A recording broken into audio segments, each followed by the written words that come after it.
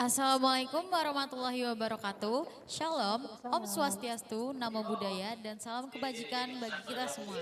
Selamat siang semuanya, apa kabar? Baik.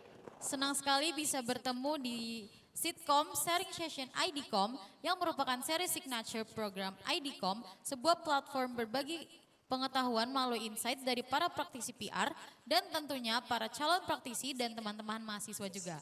Perkenalkan, saya Kahila Baziga selaku MC pada hari ini akan menemani rekan-rekan semua untuk membahas sebuah topik yaitu Gen Z Prove the Critics Wrong. Sitkom kali ini sangat istimewa karena penyelenggaranya didukung penuh oleh Universitas Profesor Dr. Mustopo Bragama dan dilangsungkan dengan format hybrid atau offline di kampus Mustopo dan melalui Zoom online.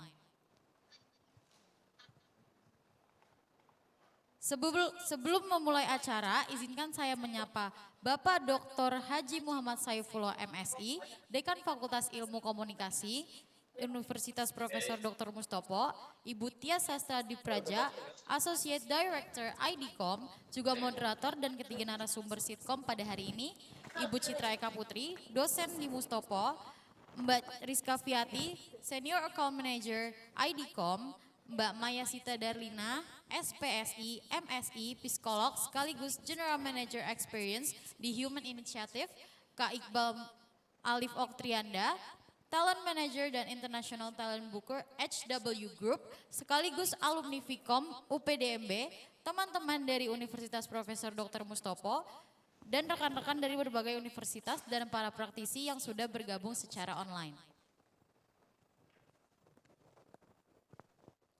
Sebelum kita memulai sesi ini, saya ingatkan untuk teman-teman yang berada di Zoom untuk mematikan fitur suara mute saat diskusi berlangsung sehingga informasi yang didapatkan dapat didengar dengan jelas. Mengganti virtual background yang telah dikirim melalui email atau download filenya di kolom chat untuk sesi foto bersama. Para peserta dapat mengajukan pertanyaan dengan menuliskan pertanyaan di dalam chat box dengan format nama dan asal instansi. Pertanyaan yang masuk akan dibahas pada sesi tanya jawab. Dan jangan lupa follow Instagram IDCOM @idcomm.id untuk terus mendapat insight menarik seputar kehumasan dan ilmu komunikasi. Sitkom juga menyediakan e-certificate bagi para peserta, dipersilakan mengisi feedback form yang akan dibagikan di kolom chat di akhir acara nanti. Untuk memantik diskusi kita hari ini, kita akan berdiskusi melalui Slido. Nah, sesuai dengan tema kali ini, aku pengen tahu nih, menurut kalian apa sih persepsi umum yang sering didengar tentang Gen Z? Dan menurut kalian juga, dari persepsi itu ada benernya nggak sih? Atau justru banyak yang salah paham? Silakan bagi teman-teman yang hadir, boleh di-scan barcode yang ada di layar atau masukkan kode Slido 2260802. Sambil menunggu, tanpa berlama-lama lagi, saya mengundang Dekan Fakultas Ilmu Komunikasi Universitas Profesor Dr. Mustopo Bragama, Bapak Dr. Haji Muhammad Saifullah MSI. Saya persilakan untuk menempati podium dan memberikan sambutan di atas panggung. Waktu dan tempat kami persilakan.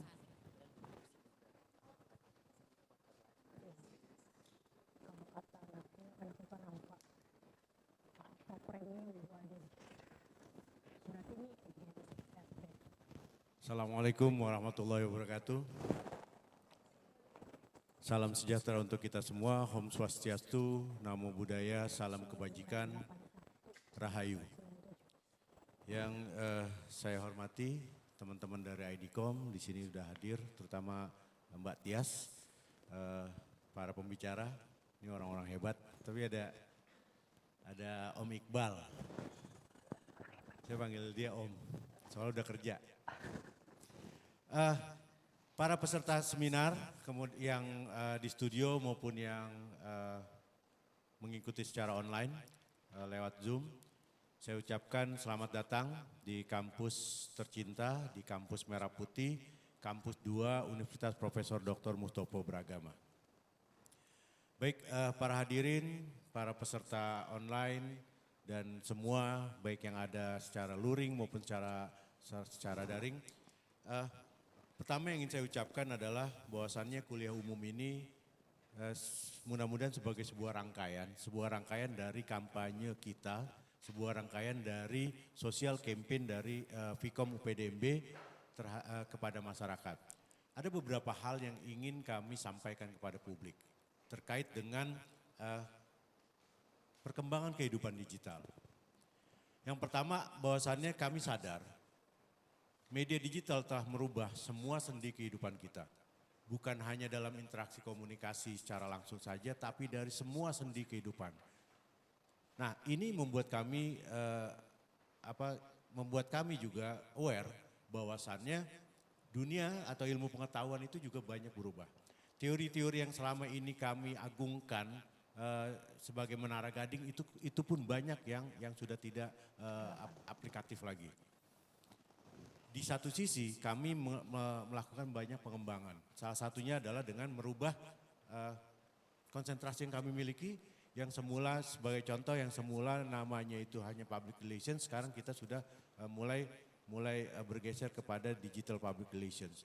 Yang semula menjadi jurnalistik, konsentrasi jurnalistik kami sudah mulai geser menjadi online media and digital journalism. Kemudian juga dengan advertising juga gitu, digital advertising, dan satu lagi digital broadcasting. Nah, kami juga aware bahwasannya perubahan itu bukan hanya pada ilmu pengetahuan tapi juga pada perilaku. Yang membuat kami miris adalah sebuah stigma, sebuah stereotip terhadap adik-adik kita, anak-anak kita, yaitu Gen Z. Padahal notabene Gen Z kami sadari betul kok. Gen Z itu jauh lebih paham, Gen Z itu jauh lebih punya kemampuan dan skill di bidang digital dibanding abang-abangnya, dibanding kakak-kakaknya. Gen Z saya yakin betul jauh lebih multi talent, jauh lebih multitasking, jauh lebih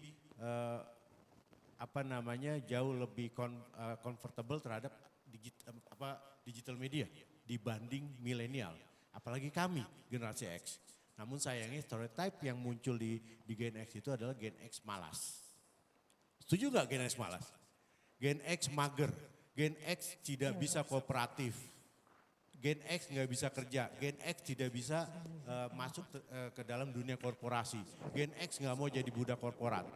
Nah, saya pikir ini hal yang harus kita luruskan.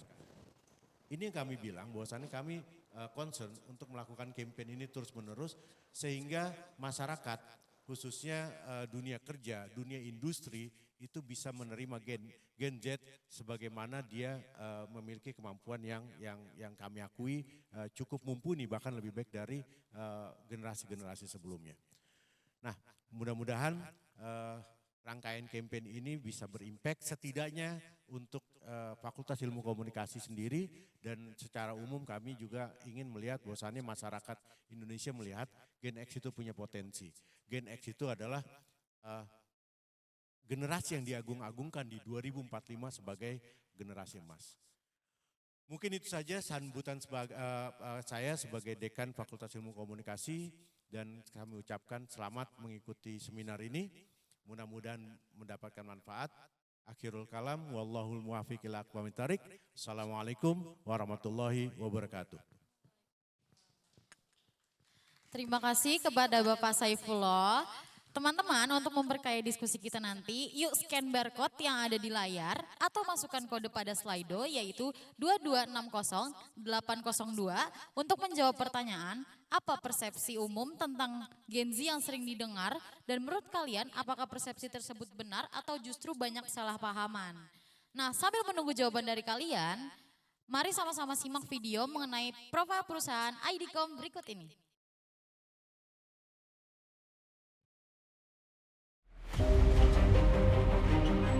Dunia terus bergerak dinamis. Perkembangan digital, dinamika politik dunia, gelombang pandemi, perubahan ekonomi, krisis iklim, dan banyak faktor lainnya memberikan pengaruh kepada semua negara, tak terkecuali Indonesia. Berbagai sektor industri dituntut untuk menyesuaikan diri dengan cepat. Tidak hanya mempertahankan profesionalisme, tetapi juga mengembangkan pengetahuan dan keterampilan, berinovasi ke ranah digital, kreatif, dan mampu mengelola big data untuk strategi original, solutif, berdampak, dan bisa dipertanggungjawabkan. Praktisi kehumasan dituntut terus beradaptasi, mampu mengemas dan menyampaikan pesan secara komprehensif, serta tidak hanya bergantung pada saluran dan pendekatan konvensional. Kreatif, cerdas digital, menjadi intelijen dan mitra riset bagi para pemangku kepentingan, mitra dan publik adalah keahlian yang mutlak dimiliki. Ukuran keberhasilan semakin kompleks, dari menciptakan kesadartahuan hingga mengubah perilaku publik. IDCOM hadir sebagai mitra yang menjawab tantangan tersebut, didukung oleh konsultan yang inovatif, kreatif, berpengalaman, dengan latar belakang berbagai keahlian dan memiliki jejaring yang luas. Sebagai firma anak bangsa, kami teguh pada misi untuk mengambil peran bagi kemajuan Indonesia. Kami memberikan layanan jasa konsultasi komunikasi di 3 area.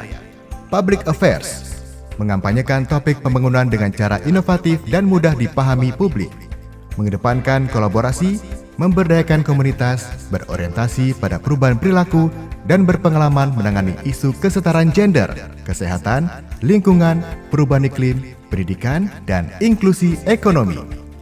Corporate Affairs, membangun dan menjaga reputasi korporasi, membentuk ekosistem bisnis yang sehat, dan mendorong kontribusi korporasi pada pembangunan.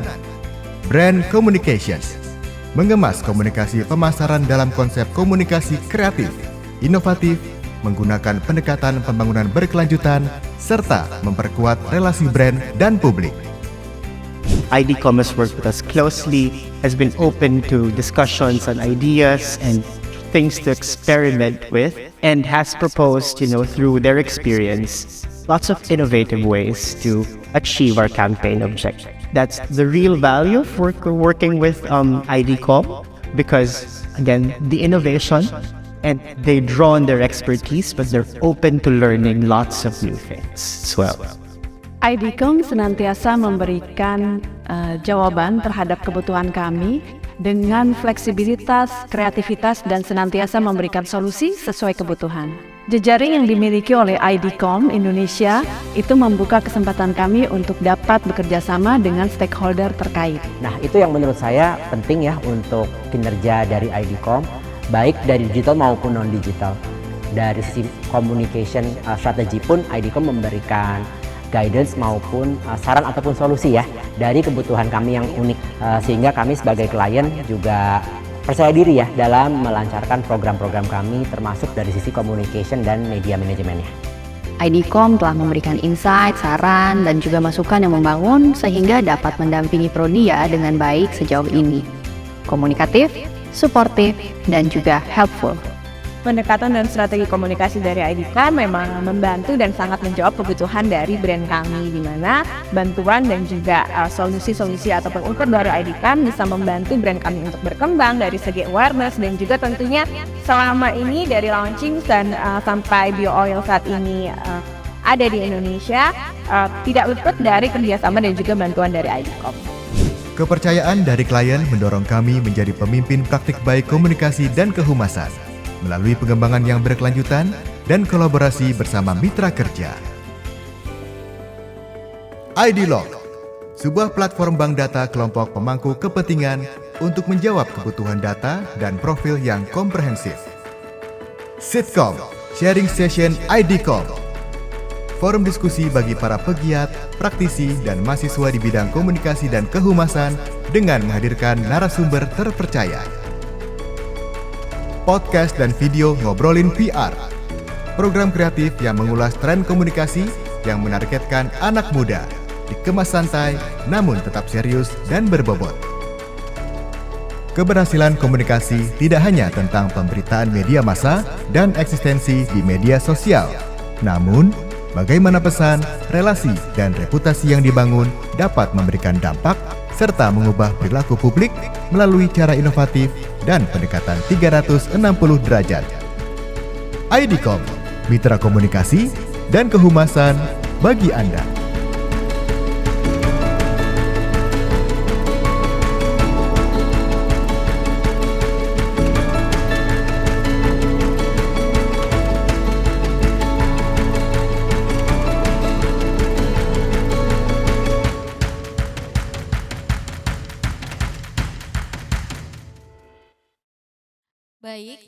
berlama-lama lagi, saya ingin mengundang Ibu Tia Sasta Dripraja, Associate Director IDCOM, untuk memberikan sambutan singkat terkait dengan komitmen IDCOM untuk terus berkontribusi di industri PR, serta insight apa yang bisa kita ambil dari topik hari ini. Kepada Ibu Tia, saya persilakan untuk menempati podium. Waktu dan tempat kami persilakan.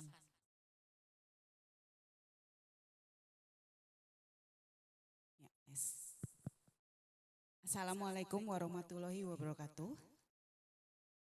Salam sejahtera untuk kita semua. Selamat pagi semuanya. Sudah segar pagi-pagi ada di sini.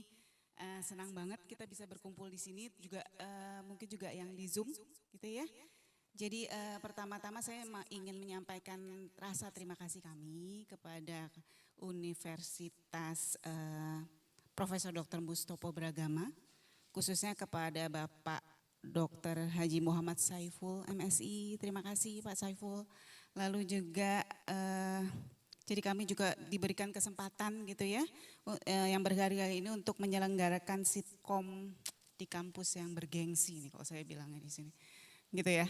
Lalu juga terima kasih tentunya nanti ada juga Ibu Citra Eka Putri selaku salah satu dosen dari kampus Mustopo yang hari ini sudah berkenan juga untuk ikut memandu jalannya diskusi kita kali ini. Jadi nanti kita nikmati saja bersama ya diskusi ini. Lalu selamat datang juga kepada para narasumber inspiratif. Ada Kak Maya, Kak Rizka, Kak Iqbal. Selamat pagi, selamat datang. Terima kasih sudah bisa memenuhi undangan kami untuk ikut diskusi di sini. Lalu juga terima kasih juga tentunya untuk peserta lainnya, terutama teman-teman dari Mustopo. Selamat pagi, semangat ya kita ikut diskusi pagi ini. Lalu juga yang di Zoom ini biasanya kami punya partisipan aktif dari rekan-rekan praktisi PR. Lalu juga mungkin ada dari sektor industri lainnya gitu ya. Lalu juga mungkin dari rekan-rekan kampus lainnya. Memperkenalkan sekilas dulu sebelum saya sampaikan lebih dalam lagi mengenai apa yang akan kita jalani di diskusi kali ini. Jadi kalau ingin memperkenalkan sedikit lagi terkait IDCOM, IDCOM sendiri merupakan sebuah firma konsultan komunikasi dan kehumasan. Jadi kami sudah berdiri sejak 2014. Kami berkomitmen menjadi jembatan penghubung antara berbagai pihak melalui konsultasi dan implementasi komunikasi strategis yang profesional. Gitu, IDCOM juga membantu para mitra meraih tujuan aspiratif dan mencapai kepentingan bersama demi kemajuan Indonesia tentunya ya. Lalu terkait sitkom ini sendiri adalah salah satu bentuk atau cara kami berbagi. Di sini kita bisa saling bertukar pengalaman, belajar praktik terbaik, dan membahas inovasi terbaru lah di dunia komunikasi ini. Lalu lebih dari sekedar belajar, tentunya ini juga kesempatan bagi kita juga untuk membangun jejaring di sini. Kita berkumpul bersama. Dan melalui sitkom pula IDCOM menghadirkan peluang jejaring dan akses untuk belajar. Jadi hal ini merupakan bagian dari komitmen IDCOM dan tanggung jawab sosial kami untuk memberdayakan semua anggota ekosistem khususnya di dunia kehumasan. Gitu. Dan terkait topik yang kami pilih untuk setiap sitkomnya, tentunya kami berusaha untuk mengikuti dari setiap isu-isu terkini, peristiwa penting maupun tren-tren yang sedang populer. Oke, hari ini kita kumpul di sini, kita mau membahas sebuah topik penting mengenai Gen Z, gitu ya. Ini teman-teman semua Gen Z di sini. Gen Z prove the critics wrong. Jadi tentunya begitu banyak ya pemahaman, penilaian terhadap Gen Z di luar sana yang positif maupun negatif gitu ya. Namun satu hal yang pasti saya juga meyakini karena saya menghadapi juga dengan berbagai Gen Z di kantor, mereka memiliki keunikan dan nilai lebih juga, gitu ya. Tentunya sebagai generasi yang lahir gitu, tumbuh di era digital, lalu memiliki pandangan, persepsi yang mungkin dari hal yang berbeda, lalu juga mereka cenderung memiliki kepedulian terhadap isu-isu sosial, gitu ya. Nah, terkait topik kita hari ini, yang menjadi pertanyaan adalah bagaimana nih kita bisa memaksimalkan potensi teman-teman Gen Z.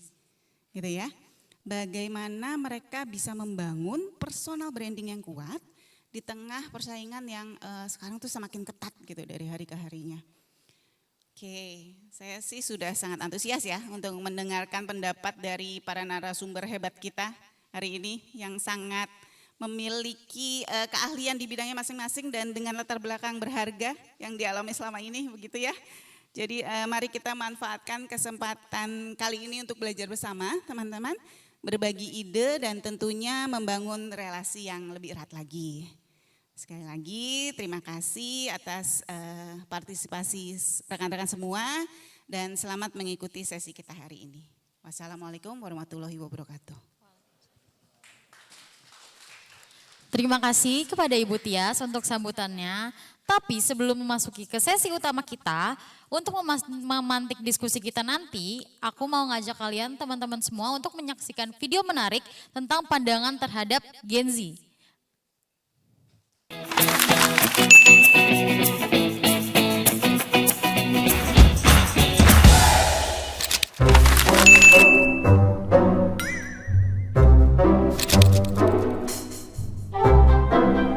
Oke, jadi kan kamu mendaftar ke sosial media spesialis. Boleh diceritakan proses kamu membuat konten di sosial media? Emang saya cenayang apa ya? Ini kok cuma senyum-senyum doang?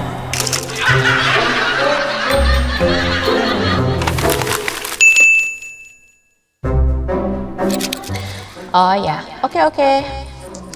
LL, klien kita nih mau launching event, KPI-nya 1000 coverage top tier media. List media ditunggu hari ini ya. Kocak. Kerjain aja sendiri kalau begitu mah. Emang lu pikir gua robot apa?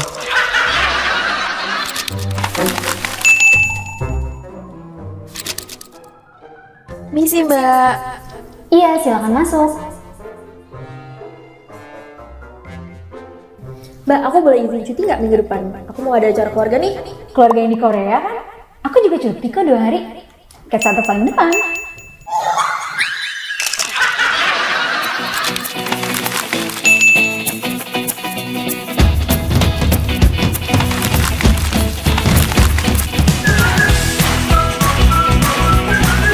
Tanpa bermaksud mengeneralisir, teman-teman Gen Z di dunia kerja itu mereka adalah seorang starter, jadi baru memulai karir. Dan apa yang aku lihat sejauh ini adalah Gen Z itu lebih ya I'll do mine, you do yours. Jadi mereka tidak terlalu terikat dengan peraturan dan they live for today. They don't see, maybe they see the future but not in that very long term gitu sih. Ya, jadi Gen Z ini sebenarnya kritis gitu mereka dibanding generasi sebelumnya gitu. Mungkin karena mereka bisa dapetin informasi dengan mudah ya. Cuma kadang-kadang kritisnya tuh nggak mendasar. Mereka sebagai bagian dari global citizen sangat tech savvy dan sangat kekinian sama teknologi dan tren-tren terbaru. Jadinya kalau misalkan kita mau bertanya mengenai apa sih sekarang yang lagi in, tanyanya sama Gen Z. Oke, Gen Z itu mereka adaptif sama teknologi, udah gitu cenderung kreatif, inovatif. Dan yang aku sangat hargai dari mereka tuh mereka sangat menghargai keberagaman dan inklusivitas.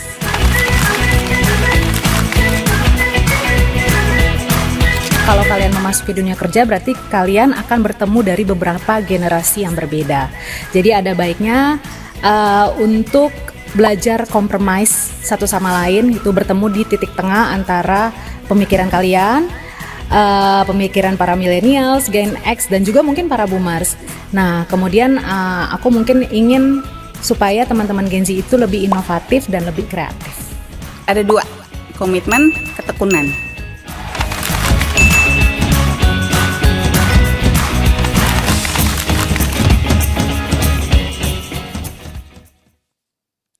Nah, gimana nih teman-teman? Menurut kalian representasi Gen Z tadi sesuai nggak sih sama kita-kita sekarang? Karena kayaknya udah pada bersemangat banget nih. Tanpa berlama-lama lagi, langsung aja kita masuk ke sesi talk show yang akan dipandu oleh Ibu Citra Eka Putri. Ibu Citra Eka Putri adalah seorang dosen di Universitas Profesor Dr. Mustopo Bragama sejak tahun 2018 hingga kini untuk mata kuliah Social Media Studies, PR Campaign, Public Speaking, International Communication, dan Teknologi Information and Communication. Beliau juga merupakan peneliti pada tahun 2018 mengeluarkan riset mengenai konvergensi konten majalah populer dalam industri dunia media cetak. Riset tersebut dipublish di Ikatan Sarjana Komunikasi Indonesia. Kepada Ibu Citra Eka Putri, the stage is yours. Oke, baik. Terima kasih Kakak MC. Baik, Assalamualaikum warahmatullahi wabarakatuh. Ya, salam sejahtera bagi kita semua. Shalom, Om Swastiastu, Namo Buddhaya, salam kebajikan. Nah, selamat pagi menjelang siang teman-teman semuanya. Kok suaranya lemes banget? Selamat pagi menjelang siang teman-teman semuanya. Nah, sudah sarapan? Belum? Nah loh, belum sarapan nih? Oh udah tapi ngomongnya pelan ya. Oke, baik teman-teman semuanya, selamat datang di acara yang seru banget nih, Gen Z, ya, Prove the Critics Wrong. Pada Rabu 25 September 2024, perkenalkan saya Citra Eka Putri selaku moderator acara di Sharing Season IDCOM. Nah, yang hari ini akan menemani teman-teman semua nih untuk membahas topik yang menarik. Dan juga saya ingin mengingatkan kembali kepada teman-teman yang ada di Zoom, mungkin di Zoom-nya. Oh ada ya, sudah banyak yang gabung di Zoom? Sudah banyak. Apa kabarnya yang di Zoom? Mudah-mudahan udah pada sarapan ya. Oke. Nah, kalau kalian teman-teman yang ada di Zoom ingin menuliskan pertanyaan, silakan masuk ke kolom Q&A. Jadi dengan format nama, instansi, pertanyaan, dan nanti kita akan bahas ya, dan mungkin bisa kita langsung tanyakan kepada para ahli-ahli dan narasumber yang sudah ada pada pagi hari ini. Kita tepuk tangan dulu untuk para narasumber dong. Dan terima kasih. Dan tepuk tangan untuk teman-teman yang sudah hadir pada pagi hari ini. Satu lagi boleh gak tepuk tangannya untuk IDCOM dan Viko Mustopo. Baik, terima kasih. Sebelum memulai perbincangan seru, yuk kita sama-sama lihat jawaban rekan-rekan dan teman-teman yang sudah masuk ke Slido. Mungkin Slido-nya? Oke. Oh di sini? Oke, ini saya kurang kelihatan, jadi saya boleh maju ke sini ya. Mohon maaf, ini faktor usia. Jadi apa persepsi paling umum yang sering didengar tentang Gen Z? Ada yang bilang Gen Z kerja sesuai mood dan Gen Z gak kreatif. Ini pengakuan dosa apa gimana ya? Tapi Gen Z kreatif kok gitu ya. Terus Gen Z lahir dan tumbuh dengan teknologi. Mereka sangat mahir menggunakan teknologi dan perangkat digital. Oke. Terus persepsi paling umum itu memiliki kesikapan keterbukaan tinggi terhadap informasi baru dan isu-isu sosial. Nah lu isunya siapa nih? Loli tahu? Tahu. Aduh, tahu semua deh kalau Gen Z.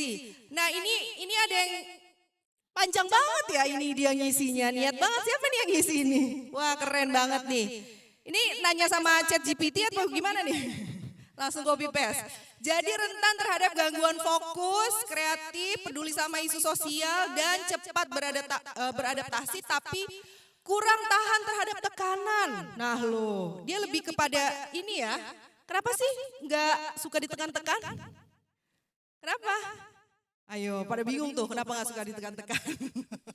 Nah ini juga ada sebenarnya tergantung orangnya sih dari sudut pandang dan pengalamannya. Biasanya mereka kurang serius dan nggak peduli dengan masa depan karena sering melihat media sosial. Aduh jadinya membandingkan diri kita sendiri, kesuksesan kita dengan kesuksesan orang lain yang ada di sosial media. Itu serem banget ya. Tapi pernah gak sih ada yang kayak gitu? Pernah gak sih buka sosmed terus ngebandingin kesuksesan orang dengan kesuksesan diri kita sendiri? Pernah. Coba yang kenceng dong suaranya. Pernah apa enggak? Oh pernah. Nah pas banget nih pada kesempatan kali ini kita ngebahas topik yang memang udah ya cocok lah ya. Jadi jangan kabur dulu kemana-mana, kita saksiin sampai dengan akhir acara. Nah teman-teman udah tahu banget tentang Gen Z ini tumbuh dengan, di eranya teknologi sehingga Gen Z ini selalu up to date dan bisa ngebawa pandangan baru yang lebih fresh sebetulnya ya. Di berbagai bidang, apapun itu, ya ada plus minusnya mungkin di dunia profesional. Tapi seperti yang kita tahu, Gen Z ini sering dicap atau punya stereotype yang sedikit negatif dari generasi-generasi sebelumnya. Nah, anggapan negatif tadi terhadap Gen Z ini muncul umumnya itu kayak seputar sensitivitas yang lebih. Jadi kadang-kadang ya karena Gen Z itu nggak mutan lah. Nggak mutan apa tuh ya? Maksudnya mut-mutan kalau kerja gitu ya. Nungguin mood dulu. Terus nggak peka sama situasi. Misalkan bosnya lagi bete nih, lagi marah karena dia telat ngirim laporan. Ya dia santai aja sambil dengerin lagu gitu ya. Terus terlalu menuntut akan sesuatu dan juga sehingga suka apa ya terbawa situasi untuk masuk terus ke dalam dunia maya. Jadi kadang-kadang real life-nya tuh suka lupa gitu ya. Kasihkan apa sih buka-buka TikTok mungkin gitu ya. Nah sayangnya hari ini dampaknya Gen Z itu ya ingin masuk ke dalam dunia kerja ini ngebuat bidang komunikasi sendiri misalkan kayak praktisi dituntut untuk peka terhadap dunia sekitar, lalu juga kita bertolak belakang dengan stereotipnya si Gen Z. Kondisi ini ngebuat si Gen Z ini berpotensi melihat kurang kompeten untuk memiliki tanggung jawab. Nah tentunya teman-teman Gen Z merasa gak sih kayak gitu? Kok pada diam? Ngerasa gak sih kayak gitu? Ngerasa mau memperbaiki itu supaya dapat tips-tips keren supaya kita bisa beradaptasi di lingkungan yang lebih profesional? Mau, oke. Kita udah gak sabar nih pengen ngobrol-ngobrol dengan narasumber kita pada pagi hari ini. Jadi untuk itu kita sambut aja langsung kali ya narasumbernya ya. Oke, kita panggil di sini ada Mbak Maya Sita Darlina, SPSI MSI, psikolog sekaligus General Manager Experience di Human Initiative. Kita kasih tepuk tangan dong.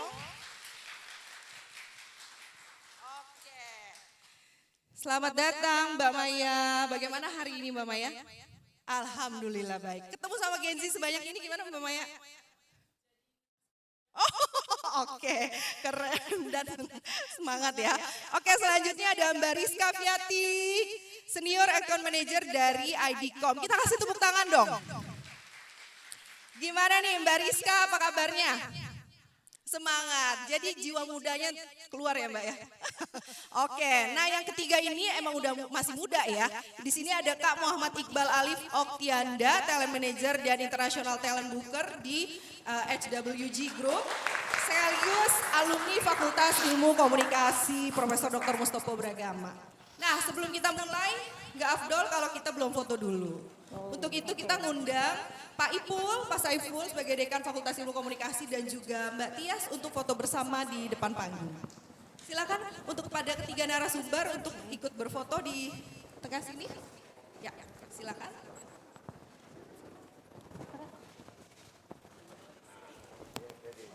Bisa kan Bu? Baik, baik.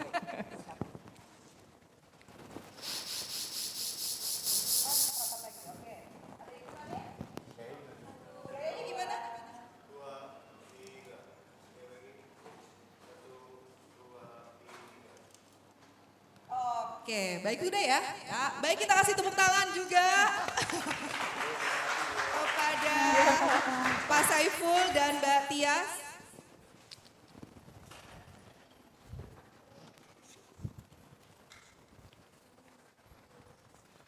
Baik, terima kasih Bapak dan Ibu dan narasumber sudah duduk kembali ke tempat yang telah disediakan. Sepertinya tak kenal maka tak sayang ya. Saya boleh duduk di sini ya? Oke, baik. Ada pepatah nih bilang tak kenal maka tak sayang. Kok gak ada yang ngomong cakep sih? Cakep. Parah banget ya. Oke, maka dari itu izinkan saya untuk memperkenalkan profil dari para narasumber kita pada pagi hari ini. Yang pertama di sini ada Mbak Maya Sita Darlina, SPSI, MSI, seorang psikolog sekaligus General Manager Experience di Human Initiative. Sebelum ini beliau pernah menjabat sebagai Division Head HR Policy dan juga Operation di Bank Bukopin ya, Mbak. Lalu lulusan Magister Applied Human Research di Manajemen HRM Universitas Indonesia. Lalu, aduh, ini kalau saya bacain kayaknya seharian gak cukup ini. Banyak banget pengalamannya ya. Jadi tadi udah ditanya kabarnya baik ya Mbak ya. Terus alhamdulillahnya bisa gabung ke kita untuk dapetin ilmu-ilmu baru pada hari ini. Terima kasih untuk hadir di sini ya. Oke, selanjutnya di sini ada narasumber kedua kita, ada Mbak Rizka Fiati. Halo Mbak Rizka. Halo Mbak Citra. Nah, saya bacakan sedikit. Ini juga sama banyak kalau dibaca semua kayaknya sampai sore. Di sini Mbak Rizka ini sebagai seorang senior account manager dari IDCOM, memimpin tim public affair di IDCOM dalam menangani proyek seputar isu pembangunan, lalu gender, kesehatan, lingkungan, inklusi sosial, dan masih banyak lagi. Lalu beliau juga berpengalaman bekerja sama dengan klien nasional dan multinasional seperti UNICEF, World Bank, dan instansi pemerintah. Gitu ya Mbak ya, wah keren sekali. Luar bioskop deh ini, bukan luar biasa lagi nih Mbak. Nah yang terakhir ini ada Kakak Iqbal, ini mahasiswi aku nih, tapi sekarang udah jadi, mahasiswa, oh mahasiswa aku. Ya sekarang udah jadi alumni dan Kakak Iqbal ini sudah menjadi talent manager di International Talent Booker HWG ya, Group. Dan sekarang aktif di karir, dia melanjutkan S2-nya di Universitas Profesor Dr. Mustopo juga untuk ambil gelar master di bidang ilmu komunikasi ya Kak ya. Dan sebelumnya Kak Iqbal ini sebagai, apalagi nih Kak, di sosial media cukup terkenal ya. Pakai media sosial juga untuk branding personal ya, personal branding. Betul. Oke baik, apa kabarnya Kak Iqbal hari ini? Alhamdulillah teman-teman baik semuanya, semoga teman-teman juga yang hadir keadaannya selalu baik. Oke baiklah. Nah tidak perlu berlama-lama, kita langsung saja ke sesi talk show-nya ya, tanya jawab untuk teman-teman semuanya. Tadi kita udah sama-sama menyimak pembahasan terkait persepsi mengenai karakter dari Gen Z, di balik berbagai privilege-nya yang mereka dapetin seperti tumbuh di era teknologi, terusnya persepsi yang muncul di masyarakat tentang memaksakan Gen Z itu harus berusaha membuktikan bahwa pandangan negatif yang selama ini beredar itu tidak benar. Nah untuk itu kita bertanya-tanya apakah benar nih Gen Z ini dianggap kurang tangguh dan terkesan malas atau seperti pandangan umum. Atau dengan demikian bagaimana sih caranya agar Gen Z ini lepas dari stereotip yang melekat pada generasi Z itu ya. Gimana sih masuk ke dunia kerja nanti setelah kalian nih teman-teman selesai dari perkuliahan ini. Kira-kira bagaimana? Nah pertanyaan pembuka kita langsung aja ya untuk Mbak Maya. Besok sini lagi gitu. Mbak Maya nih, saya kepo banget nih tentang Gen Z. Jadi semua ini kan tahu ya bahwa Gen Z ini dipersepsikan sebagai digital native. Ya. Nah, dengan berbagai karakteristiknya Gen Z yang mereka miliki berdasarkan pengalaman Mbak Maya sendiri nih, bagaimana sih sebetulnya karakter Gen Z yang selama ini ditemui dalam lingkungan kerja? Lalu, ini pertanyaannya dua nggak apa-apa ya? Soalnya saya saking keponya nih. Jadi dua pertanyaan. Lalu apakah ada tantangan tersendiri yang sering muncul atau sering ditemui saat memberdayakan para Gen Z ini di dunia kerja? Oke. Silahkan Bu. Baik, Mbak Maya. Pertanyaannya di satu sisi membuat saya harus hati-hati menjawabnya. Karena saya nggak mau pada saat kita mau proof bahwa sesuatu label itu tidak benar, tapi dipersepsikan sebagai sesuatu yang memang begitu gitu. Jadi kan tadi dilihat ya di layar itu Gen Z males, kurang tangguh. Nih informasi negatifnya tuh diserap nih sama otak kita. Otak nggak bisa bedain loh ya. Informasi itu mana yang benar sama yang enggak. Jadi memang bagusnya banyak-banyaklah kita mengumpulkan informasi yang positif.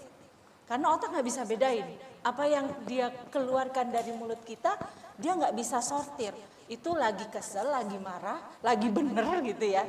Jadi dari layar tadi teman-teman sendiri yang bilang kalau teman-teman itu memang punya perasaan atau nilai-nilai yang nggak bagus, ya. Nah, tapi kalau kita mau memperbaiki kritik ya memang langkah awalnya adalah kita refleksi, ya. Emang kita begitu apa enggak, gitu ya. Nah sekarang kalau emang kita begitu, kita apa yang harus kita lakukan? Nah kalau fakta di lapangan ini, selain saya di kantor mengelola para Gen Z, juga di rumah saya punya 3 orang Gen Z. Apal banget deh gitu ya, kalau bangun siang kok, kalau bangun tidur kok siang gitu ya, habis sholat langsung tidur gitu. Nah ya, jadi memang ada sifat-sifat ya yang muncul di kantor gitu ya, perilaku-perilaku yang ditampilkan oleh para Gen Z. Meskipun saya selalu dalam sisi yang lain, itu juga Gen Z di kita itu high achiever juga. Kerjanya mau juga kok lembur. Saya di NGO, garda terdepan yang mengelola bencana, yang turun di depan ya Gen Z duluan. Ya, jadi tapi oke, kalau pertanyaannya lalu apa perilaku-perilaku yang perlu diperbaiki gitu ya. Memang yang ditayangkan tuh betul Mbak, ada yang mager, tapi saya cuma melihat lebih gini, kalau office hour-nya sudah, mereka diminta extra mile tuh harus sekarang ya Mbak. Manggilnya kan kalau saya Mbak ya di kantor, harus sekarang ya Mbak. Ya harusnya sih kemarin. Kalau aku bilang ya, oh berarti harus sekarang ya, soalnya saya mau ngopi. Nah, terus saya bilang gini, gimana? Kamu punya usulan nggak? Gimana kerjanya tetap selesai sekarang, tapi kamu tetap ngopi? Oh iya ya, saya GoFood aja kopinya ya, gitu. Lalu saya kerjakan, terserah mau kamu mau kerjainnya di mana. Nah, dari situ juga tampak bahwa para Gen Z itu selain tadi ya diminta extra mile-nya cukup, kita harus menyatakan alasan yang tepat. Juga dalam membuat keputusan ini mereka perlu dibantu. Hal yang sesederhana itu, kenapa harus tidak mengerjakan tugas? Kalau kamu masih mau ngopi, ya beli kopi sambil ngerjain tugas kan bisa. Nah kadang perlu dibantu gitu ya. Pernah di kantor ada yang minta resign. Saya tanya gini, kenapa kamu minta resign? Kamu bagus, katanya kamu suka di sini. Saya mau ibadah haji. Lalu apa hubungannya ibadah haji dengan resign? Ya kan ibadahnya lama. Kamu tahu nggak ada cuti haji? Jadi membuat keputusannya itu reaktif gitu ya, tanpa dulu berkonsultasi. Padahal mereka kan banyak mudah mendapatkan informasi. Sebagai pencari informasi tuh kami di kantor selalu mengandalkan para Gen Z. Cepet aja gitu informasinya. Siapa influencer yang paling lagi ngetop? Kan kita perlu ya influencer yang menyokong kegiatan kita. Orang Gen Z yang dapatnya, kalau saya masih golongan Dwiki Darmawan gitu ya. Kalau Gen Z mah udah langsung yang terkini-kini dan itu lebih pas. Jadi di satu sisi memang betul sifatnya tadi ya, perlu diupayakan, perlu dorongan agar mereka mau extra mile. Lalu yang sering saya juga ada bukan kendala ya, tantangan ya. Mereka tuh sering mudah banget expose apa yang dia rasa. Tapi sayangnya expose-nya tuh menurut kita nggak pas. Pernah kalau misalnya lagi kesel sama kerjaan banyak, ya lalu atasannya kesel gitu ya. Terus kenapa harus expose ke sosmed? Saya bilang, saya suka panggil, kan nggak boleh. Kalau di organisasi kita perlu diatur ya. Mengekspos kita keluar itu perlu diatur. Saya suka panggil. Emang Dek, kamu kalau expose di medsos itu jadi solve masalahmu? Ya, enggak sih Mbak gitu kan. Emang pengen aja gitu ya. Jadi terlalu mudah gitu ya mengekspos. Boleh cuti tapi notebook tetap dibawa ya, hehehe gitu ya. Misalnya kayak gitu ya. Nah, yang seperti itu juga perlu diantisipasi ya. Karena ya tadi kalau dikaitkan tadi ada overthinking ya Mbak bilang ya, suka membanding-bandingkan dengan achievement yang lain, itu juga kejadian. Saat mental kita nggak tangguh, memang terhadap pekerjaan itu berpengaruh. Apalagi kalau pekerjaannya itu sifatnya baru, sifatnya susah, mereka belum pernah coba. Kalau kita mudah menyerah, nanti mudah down, ya. Dan itu kita jadi membenarkan persepsi bahwa sebagai Gen Z itu ya karirnya belum tersusun gitu ya. Terus mudah menyerah, mudah down, akhirnya jadi beneran deh gitu ya. Persepsi-persepsi itu terjadi. Ini di psikologi ada fenomenanya, namanya self-fulfilling prophecy. Jadi kalau kalau dinilai, oh kamu mageran, terus kita akhirnya mengiyakan, jadilah kita mageran. Padahal belum tentu. Nah, keren banget, betul banget ini ya. Tadi Mbak Maya kayaknya udah ngasih jawabannya benar-benar detail banget. Nah, tapi yang masalah expose ini Mbak Maya, rata-rata kalau kita jadi pekerja itu biasanya suka di-hide HRD sebelum bikin status. Ya, mungkin biar bisa nggak kelihatan. Tapi tetap aja ngomel-ngomelnya di sosial media emang nggak guna juga ya, karena nggak nge-solve masalah juga gitu. Kan kita bisa delete juga Mbak. Oh tetap bisa, ini keren banget. Aku jadi takut sama Mbak Maya. Bisa nggak jadi ngerekrut, nggak jadi nerima konten Gen Z atau gen manapun gitu ya, yang memang kita perhatikan isi kontennya. Kalau narasinya penuh kebencian, kata-katanya tidak positif, kalau dia gabung sama tempat kerja kita, kan kita bisa bayangkan perilakunya nanti gimana gitu. Jadi hati-hati sih sebenarnya. Oke, nah tuh hati-hati tuh sama sosmed, jempolnya. Ya hati-hati, jangan sampai kalau HR yang nggak ngeliat, pasti kan teman-teman kantor, coworkersnya juga ngeliat. Nah itu juga bisa jadi labelnya negatif lagi sama Gen Z. Labelnya negatif. Oke, terima kasih nih Mbak Maya atas jawabannya detail sekali. Saya pengen ke Mbak Rizka. Nah Mbak Rizka nih yang sudah berkecimpung di dunia komunikasi dan beliau juga sudah pasti banyak sekali punya pengalaman bekerja sama dengan Gen Z. Bagaimana sih menurut Mbak Rizka terkait stereotip Gen Z ini? Apakah sama dengan realita yang ditemui oleh Mbak Rizka sehari-hari? Oke, makasih Mbak Cika. Ya, jadi kalau kita lihat stereotip ya, tadi kan mostly dari video yang pertama adalah gambaran umum masyarakat gitu ya, ataupun banyak jurnal sebenarnya yang meneliti mengenai Gen Z ini. Cuma kalau stereotip dari maknanya saja kita tahu bahwa itu adalah keyakinan dari umum, dari publik gitu, yang meyakini atas suatu entitas tertentu, atas suatu sosok tertentu bahwa mereka memiliki karakteristik yang banyaknya negatif ya Bu ya tadi. Nah, tapi ketika kita masuk ke dalam dunia kerja gitu ya, sebetulnya stereotip itu tidak melulu terjadi karena dalam stereotip itu ada ketidakadilan untuk orang-orang yang memang tidak seperti itu, tidak seperti yang disebutkan di stereotipnya. Jadi memang ada deviasi-deviasi yang terjadi gitu, dan salah satunya mungkin yang saya alami gitu, bahkan di kantor sekalipun. Jadi tidak semua Gen Z itu sesuai dengan karakteristik tersebut gitu. Ketika saya menemukan 1, 2, 3, harapannya 100 sosok gitu ya, yang bisa membuktikan bahwa mereka itu negasinya dari yang disebutkan. Kalau dipandang sebagai sosok yang malas, kemudian tidak responsibel, itu tidak harus di Gen Z sih. Di generasi X milenial pun ada gitu. Dan itu saya juga pernah menemuinya juga gitu.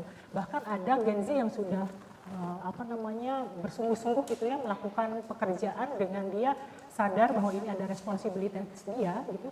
Tapi ada juga gen milenial gitu yang di atasnya atau gen Y yang di atasnya yang justru ke Gen Z-an gitu. Jadi sebetulnya ini kita bicara masalah karakteristik orang yang harusnya bisa diklasifikasi mana yang baik, mana yang tidak, tanpa harus melabelkan kepada generasi. Karena yang menjadi persoalan saat ini adalah hanya perbedaan bagaimana kita berkomunikasi, kemudian memilah mana prioritas, mana karakter yang harus diikutin, yang sebetulnya sejak zaman sebelum baby boomers yang namanya persisten, sungguh-sungguh, loyalitas, itu kan memang nilai-nilai kebaikan ya yang bisa kita teruskan gitu sih Mbak. Oke, baik, luar biasa. Jadi sebetulnya itu balik lagi ke karakter sih ya Mbak Rizka ya. Nah selanjutnya nih ada Kak Iqbal, saya pengen tanya nih sebagai perwakilan Gen Z, gimana pandangan Kak Iqbal ya terhadap stereotip Gen Z Saya sebutkan aja misalnya yang terkait dengan kurangnya komitmen saat bekerja, lalu ketergantungan sama teknologi, lalu picky, ya kan? Pick me ya kalau sekarang bahasanya. Terus mudi-mudian, nah itu bagaimana tuh? Dan juga dianggap kurang sabar dalam kayak menjalani proses kesuksesan. Itu bagaimana nih Kak Iqbal? Oke, makasih Bu Citra pertanyaannya. Sebenarnya pertanyaan ini sedikit mungkin terdengar nanti jawaban aku agak defensif, tapi it's not defensive actually Bu, karena sejujurnya aku adalah anak kelahiran tahun 2000, jadi bisa dibilang Gen Z banget sebenarnya, kelahiran tahun 2000. Aku mau jawab pertanyaan ini berdasarkan dari kurangnya komitmen kerja. If we talk about commitment, I do believe it's related to personal. Karena komitmen itu nggak ngomongin tentang apa generasi seseorang tersebut. Aku tuh percaya banget kalau kita ngomongin komitmen itu udah kembali lagi ke personalnya masing-masing. Karena banyak kok kalau misalnya aku lihat di based on my experience ya ibu-ibu. Ini aku banyak banget di kantor aku justru yang generasi X itu juga ada yang komitmen kerjanya rendah gitu. Jadi kalau misalnya dibilang bahwa Gen Z itu komitmen dalam dunia kerja itu rendah, aku bisa dibilang tidak setuju. Karena memang benar mungkin tidak semua Gen Z seperti yang narasumber sebelumnya bilang bahwa tidak semua Gen Z itu sesuai dengan stereotip yang diberikan oleh masyarakat, tapi tidak semua Gen Z itu juga perfect.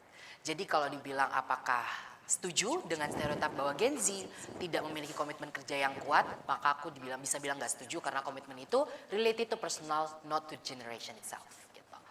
Yang kedua pertanyaan tentang gimana tanggapan aku sebagai Gen Z tentang Gen Z itu kurang sabar menjalani proses. Menurut aku pribadi, khususnya aku yang lahir tahun 2000, yang tahun ini baru menginjak umur 24 tahun.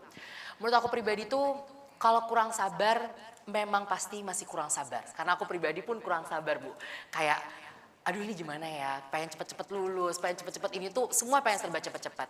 Tapi pada akhirnya berjalan seiringnya waktu, umur juga terus bertambah, aku tuh percaya bahwa kita tuh banyak dapat pelajaran hidup yang pada akhirnya kita tuh tahu bahwa untuk, ini aku analogikan yang hal-hal kecil ya. Kita dari Bintaro ke PIM itu nggak selamanya harus naik mobil, nggak selamanya harus naik motor, dan nggak semuanya juga jalan kaki. Jadi semua orang itu punya waktunya dan timingnya masing-masing. I do believe everyone has their own turn to shine. So your turn will be soon. Jadi percaya aja, tetap menjalani prosesnya kalian karena proses orang semuanya beda-beda. Untuk jadi A itu mesti melewati apa dulu prosesnya gitu. Untuk menjalani proses ya sedikit setuju bahwa kita kurang sabar karena mungkin jiwanya masih muda ya Bu. Jiwanya masih menggebu-gebu semangatnya gitu. Untuk teknologi boleh? Baik, oke.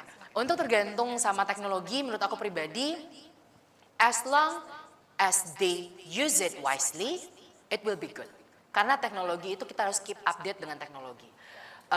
Realitanya the fact-nya bahwa banyak banget Gen Z di luar sana yang menjadi influencer yang justru membuka lapangan pekerjaan. Banyak influencer yang membuka lapangan pekerjaan buat nyari admin, buat nyari manajer, buat nyari konten sosial media dan lain-lain gitu. Banyak juga Gen Z di luar sana yang pada akhirnya mulai dari suka skincare, bikin konten, akhirnya banyak engagementnya tinggi, terus ada investor masuk, mau nggak saya mau bikin brand skincare, kamu jadi brand ambasadornya. Gitu. Banyak banget sebenarnya impact dari teknologi tersebut. Jadi as long as you use it wisely, itu harusnya berdampak yang baik gitu. Mungkin segitu dulu Ibu menurut saya pribadi. Jadi sebetulnya kalau bisa dilihat intinya tuh emang benar-benar setiap orang itu punya waktu kesuksesannya masing-masing gitu ya. Nah untuk menjadi orang yang sukses nih perlu ada kerja keras tentunya Kak Iqbal.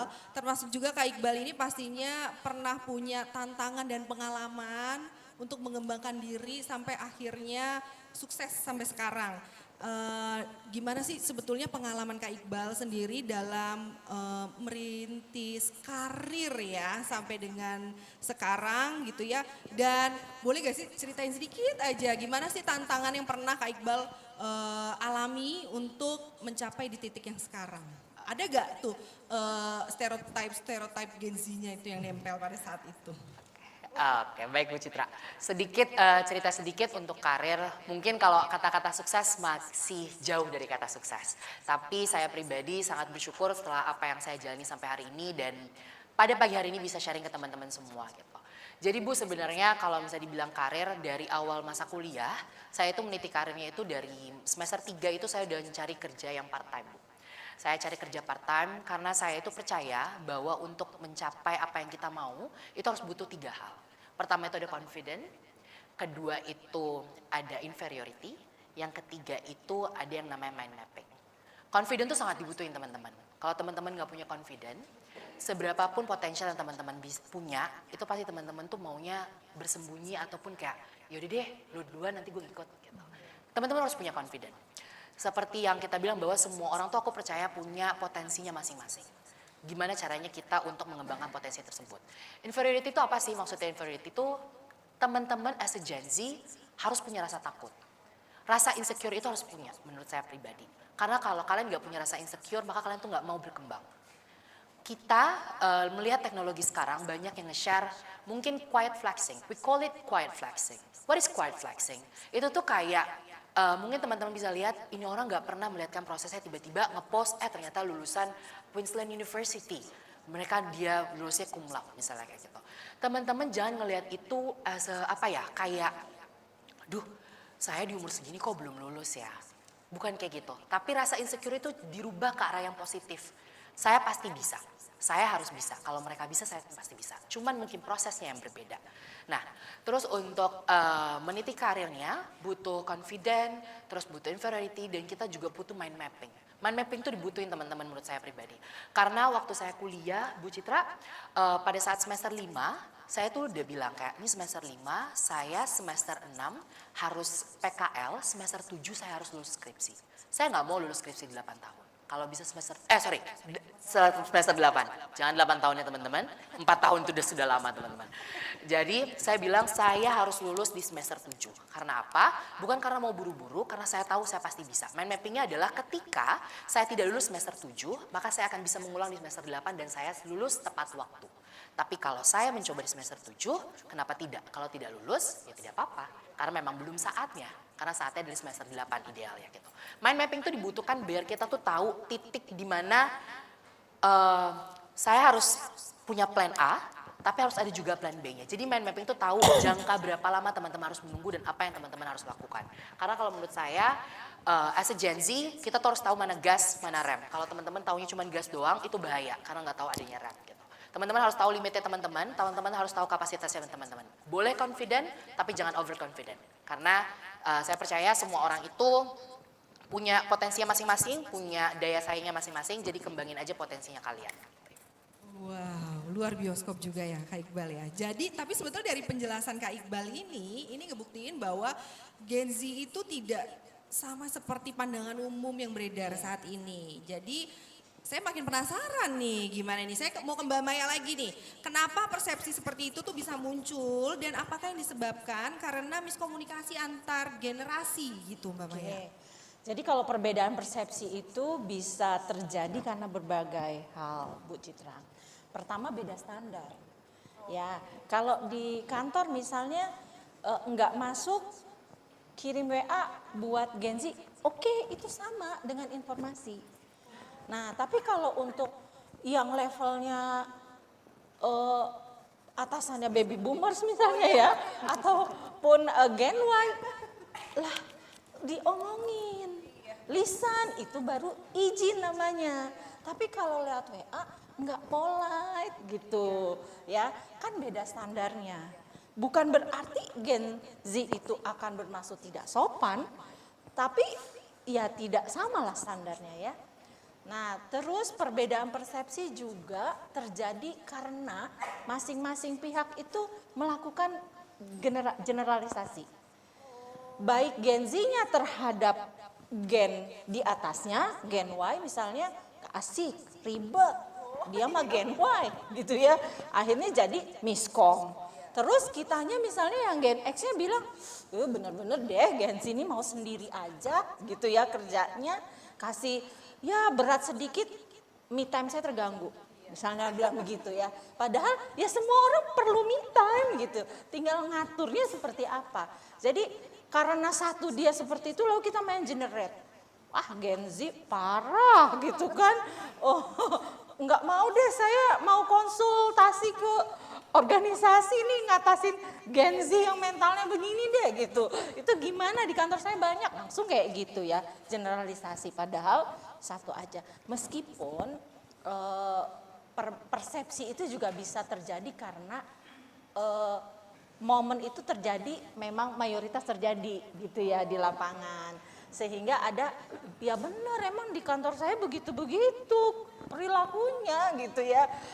Ya pesertanya cuma 10, kalau pegawainya 10, 9 gengsi gitu ya. Ya dia memang melihat itu sebagai sebuah fakta yang betul gitu. Jadi menurut saya dengan adanya berbagai karakteristik yang masuk ke dalam lingkungan kerja, maka perbedaan persepsi itu memang jadi hal yang mungkin, nggak bisa dihindari gitu ya. Sehingga yang penting ini proof the kritiknya.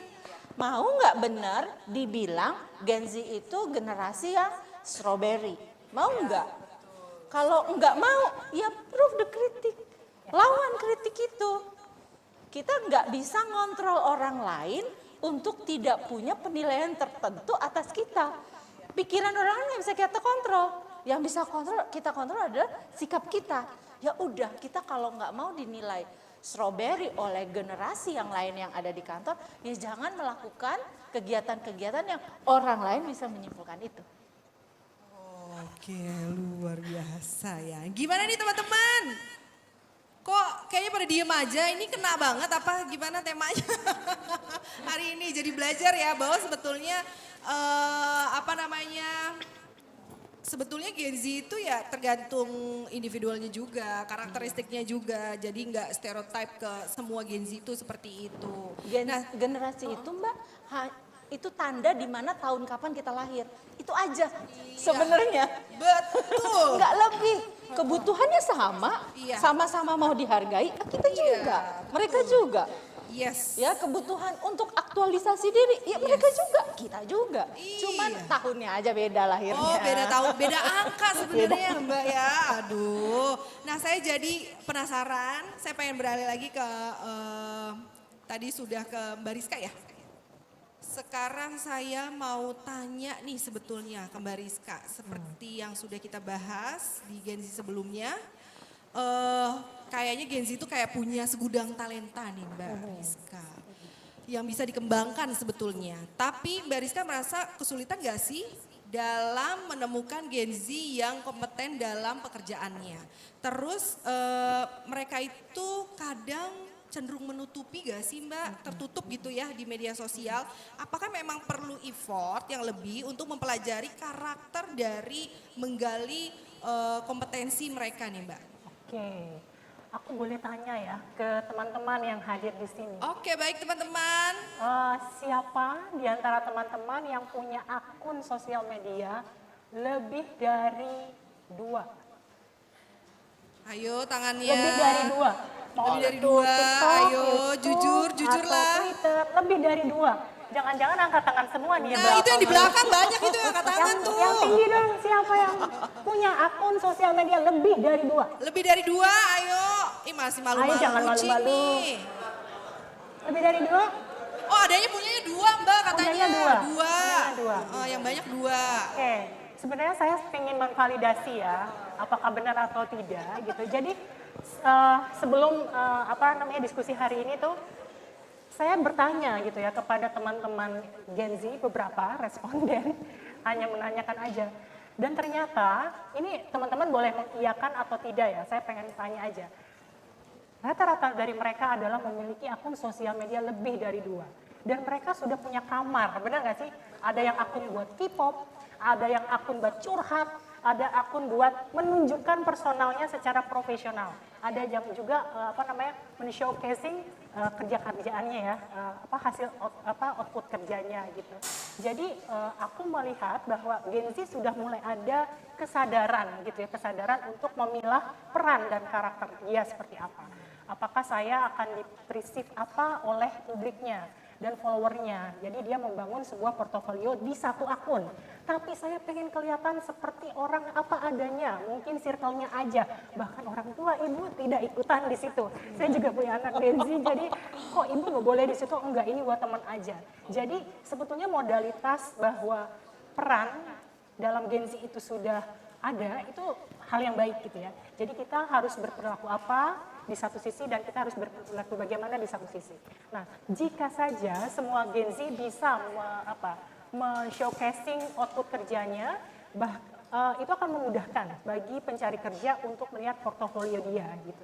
Misalnya kita lagi cari desain grafis atau kita lagi cari copywriter gitu. Dan ada Gen Z yang memang sudah ngumpulin karya hasil kerja dia di dalam sosmed tertentu, dan ketika diwawancara ya ibu bisa merefer hasil karya saya ada, dan saya pernah menemukan hal itu juga, dan oh berarti anak ini sudah punya pemikiran jauh gitu ya, bagaimana dia membuat personal branding dirinya dan di akun itu. Tapi mungkin Bu yang curhat-curhat tadi dia bikin sendiri gitu. Apalagi Gen Z yang memang masih growing, yang masih cari jati dirinya, dan dia pasti akan pingin punya wadah untuk ekspresif gitu ya. Dan itu dia bisa memilah.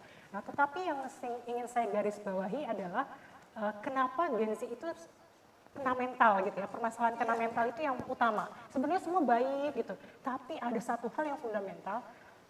Masalah kekuatan mental itu yang harus dibenerin gitu. Mungkin ini juga akibat dampak dari sejumlah akun yang dimiliki, pasti perlu dilihat update-nya gimana nih di dunia K-pop udah seperti apa, di dunia yang formalnya dia gimana komennya. Nah, dari semua itu kan perlu waktu ya untuk scrolling gitu. Nah, dari waktu itu teman-teman boleh juga berefleksi dari 24 jam yang kita punya, kapan kita harus bisa men-stop itu. Nggak mungkin kita bisa melayani semua akun sosial media yang akhirnya energinya habis, waktunya habis, waktu semakin berjalan dan tiba-tiba sudah 25 tahun ke atas belum menemukan jati diri. Itu aja sih. Jadi memang perlu kita, tadi Mas Iqbal bilang, lebih wise untuk menggunakan digital, lebih tahu lagi, kalau Mas Iqbal bilang mind mapping ya, kalau saya bilang timeline kehidupan, kamu mau jadi apa sih gitu ya. Apa yang pengen kamu raih 10 tahun mendatang. Jadi tadi juga ada teman dari IDCOM juga yang bilang di video awal, Gen Z itu living for today, only for today. Padahal kalian itu punya waktu yang cukup panjang, punya begitu banyak akses informasi yang bisa dipakai. Jadi kalau sudah menentukan jati dirinya, ingin di-perceive seperti apa oleh publik, ya kejar aja itu. Kejar aja mentor-mentor yang memang skillnya di itu gitu. Jadi energi yang dihabisin itu bukan mikirin yang viral-viral, yang nggak penting juga berimbas kepada kita. Dan satu lagi, tadi Ibu juga menjelaskan, boleh ya tambah terus, bahwa jangan mikirin sesuatu yang di luar diri kita. Jangan, ya kan, respon-respon yang terjadi kan tidak mungkin kita bisa kontrol.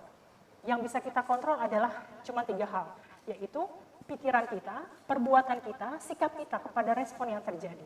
Jadi mungkin teman-teman Gen Z bisa belajar dari filsafat Stoikism, ya. Betul ya, filsafat Stoikism. Jadi filsafat pilar. Di situ adalah gimana kita bisa mengendalikan diri kita tanpa terganggu oleh faktor eksternal. Jadi apa yang kita lakukan itu yang terbaik versi kita aja. Mengenai nanti dampaknya positif, dampaknya negatif, itu bonus sebenarnya. Dan rasakanlah proses perjuangan, itu ada happy di situ. Gitu. Ya. Oke, luar biasa. Nah, jadi sebetulnya ya memang gak usah melakukan suatu tindakan yang emang di luar dari ini kita aja. Jadi banyak ke distract-nya nanti ya. Apalagi kalau sekarang Gen Z ini jago-jago banget stalking nih. Wah, nomor 1 deh kalau stalking, habisin waktu kadang-kadang seharian buat stalking ya. Nah, sekarang saya pengen ke Mbak Maya. Nah, gimana nih pandangan Mbak Maya mengenai pentingnya personal branding Gen Z terus dalam mengembangkan karir. Sebagai praktisi tentunya Mbak Maya ini berkecimpung di dunia HR dan juga people development.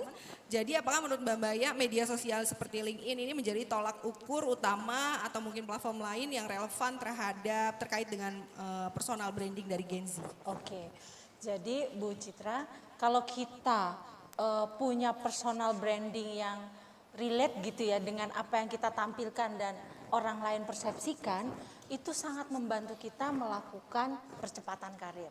Bahkan kalau teman-teman Gen Z ini kan baru kerja sekitaran paling lama 4 tahun ya kalau startnya lulus lebih cepat atau pas gitu 4 tahun kan sekitaran 4 tahun. Jadi kalau dia punya personal branding yang tepat gitu ya, menggambarkan apa yang dia kuasai, tentu itu sangat membantu percepatan karirnya dia. Kerja-kerja tadi cross function, multi talent. Jadi user itu kalau melihat dia personal brandingnya cocok gitu ya dan dia butuhkan, dia cepat pilih gitu. Oh saya mau si ini aja karena personal brandingnya fit in dengan opportunity yang sedang kita perlukan. Tapi kadang memang kita jadi bingung, ini ahlinya apa sih? Dia itu kelebihannya dari yang lain itu apa? Kalau di organisasi sering kita bilang begini, kalau dia masuk dia mau kontribut apa? Atau misalnya kalau dia nggak ada, organisasi ini berhenti nggak? Nah kalau jawabannya enggak, tetap jalan-jalan aja. Oh tetap aja dia mah nggak ada, kita nggak. Ya udah kan sama aja. Jadi personal brandingnya itu memang kita perlu dibangun dan orang lain mempersepsikan sama dengan apa yang mau kita persepsikan. Nah, kalau mencari newcomer, personal branding kita memang sering pakai platform karena kita kan nggak ketemu banyak orang ya. Meskipun ada organisasi-organisasi yang value based juga mengikut sertakan networking ya selain platform.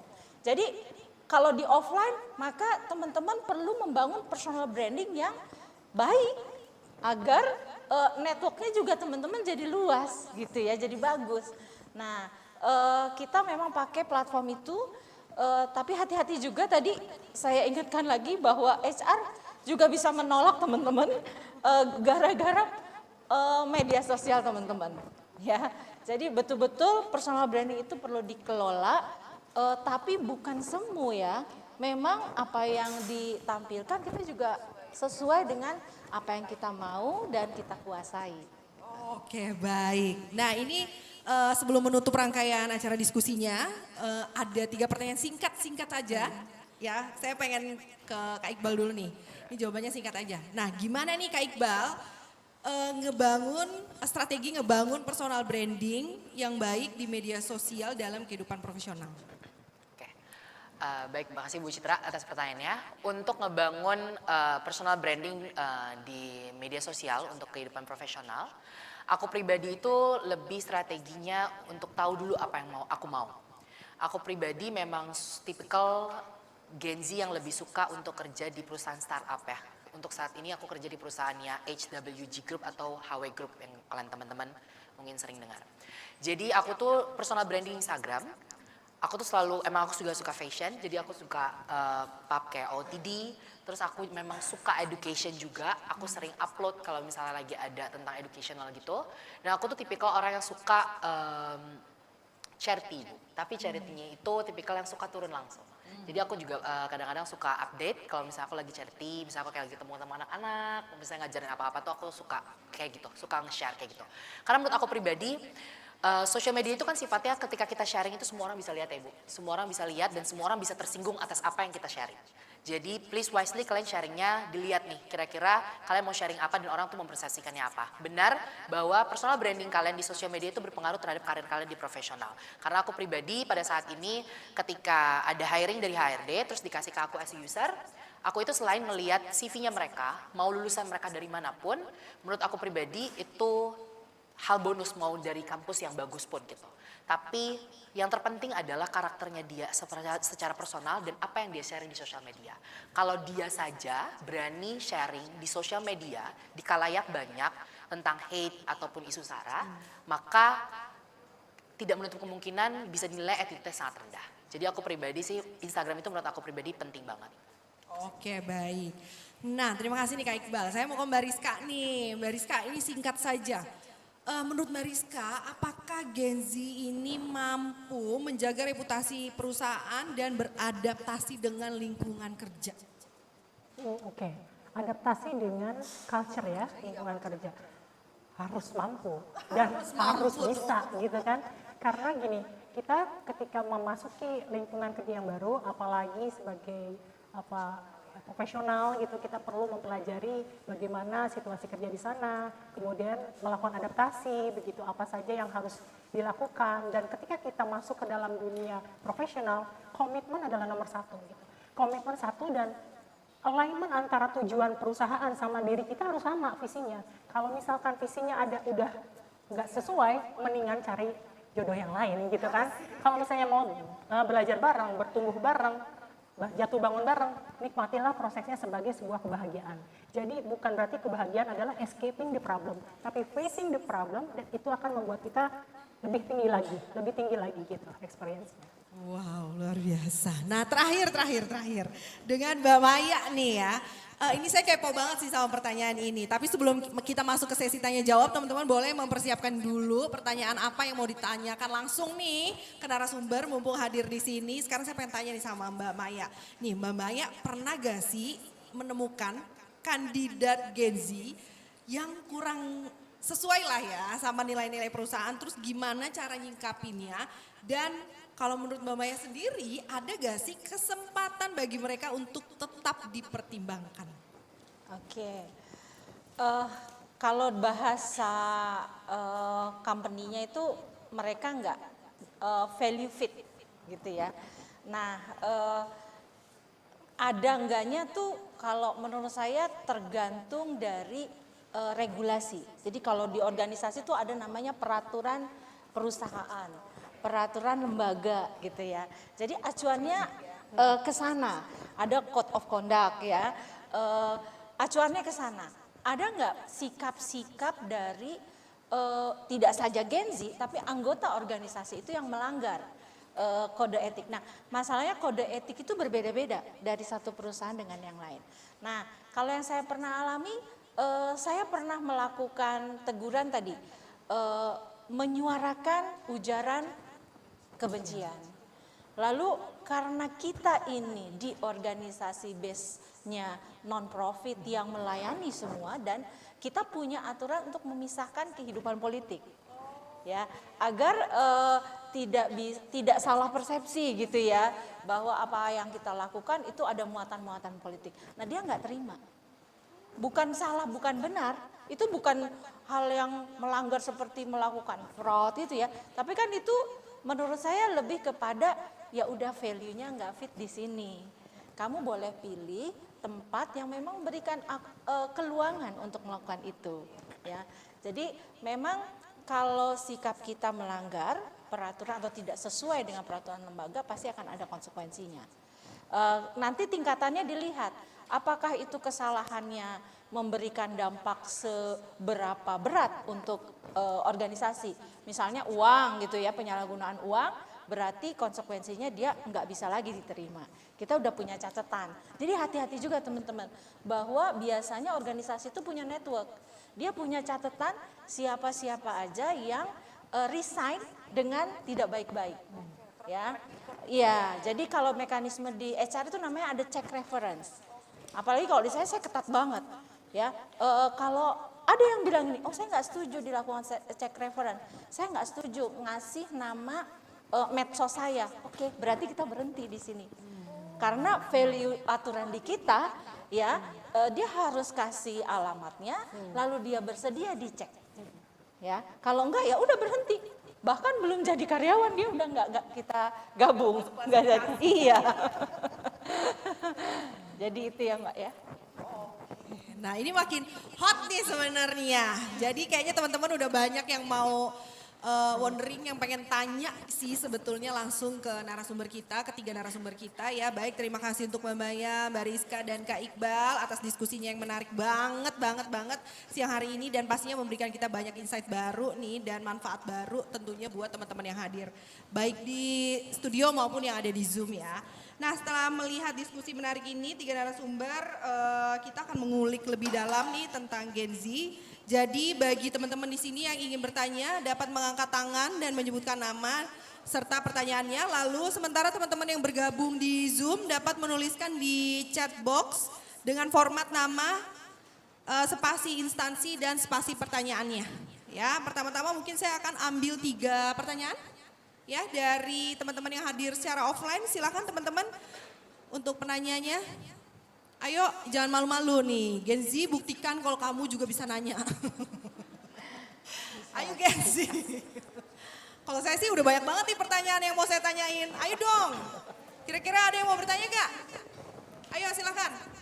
Silakan, siapa yang mau bertanya di sini? Ada yang mau bertanya? Oh masih, pertanyaannya baru mau dibentuk yang dibuat nih kayaknya. Masih nanya-nanya kanan kiri. Ada yang mau bertanya? Silakan. Oh ada, oke, silakan. Ayo. Ada lagi? Ada lagi? Ya silakan ayo.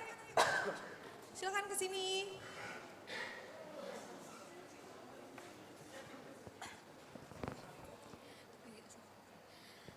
Halo, Oke, selamat pagi. jadi penanyanya ini akan, tadi kan sudah mengangkat tangan, menyebutkan nama dulu, menyebutkan pertanyaannya, dan pertanyaannya mau ditanyakan ke siapa. Oke ya? Oke, ketiga-tiganya boleh ya? Silakan, silakan. Baik, selamat pagi. Perkenalkan nama saya Aisyah Putri Salsabila, tapi kakak di sini atau ibu di sini panggil aku Syaki aja karena biasa dipanggil Syaki. Terus aku mau nanya ke ibu serta kakak juga di depan. Aku tuh susah banget untuk ngerjain sesuai dengan waktu. Jadi harus nunggu mood dulu gitu. Itu biasanya juga terjadi sama genzi-genzi yang lain gitu. Menurut ibu serta kakaknya, apakah ada tipsnya nih supaya bisa aku dan teman-teman yang lain bisa ngerjain sesuai dengan waktu yang pas, yang baik gitu. Terima kasih sebelumnya. Oke, terima kasih. Mungkin akan langsung saja dijawab ya. Oke, silahkan dijawab Siapa sih oleh jawabnya? Mbak Rizka dan Mbak Maya. Mengelola mood ya, berarti ini. Kita juga sih. Mengelola emosi ya. Mood itu bagian dari emosi. Mbak Syaki, oke. Nah, kalau saya dapat pertanyaan ini, saya selalu jawab begini, lebih dalam, lebih beyond ya. Syaki, apa yang bikin kamu nggak mood itu kalau ngapain? Ini konsultasi ya. Jujur. Bayar mahal. Ini manajer artisnya, katanya bayar. Kalau nggak mood tuh biasanya karena banyak pikiran sih. Aku tuh tipe yang banyak dipikirin, even itu bukan permasalahan aku sendiri gitu. Oke, Gitu sih. itu wajar banget ya. Kamu bukan robot, Gen Z-nya bukan robot. Kalau banyak pikiran jadi nggak mood. Apalagi pikirannya itu nggak ngenakin ya. Sesuatu yang nggak bagus gitu. Nah, menurutmu apa yang bisa kamu lakukan agar mood ngerjain tugasnya kembali lagi? Biasanya sih aku coba buat dengerin musik itu, tapi kadang membantu kadang tidak. Oke. Nah, terus apalagi ya yang bisa? Oh, aku suka masak sih, jadi mungkin itu bisa ngebantu aku. Oke, nah ini tinggal dilengkapi sebenarnya ya. Mengelola musik, mengelola emosinya tadi sudah dilakukan. Tahap pertamanya itu melakukan sesuatu dulu yang kamu sukai. Namanya stress outlet. Ya, nggak penting akhirnya, tapi kamu enjoy.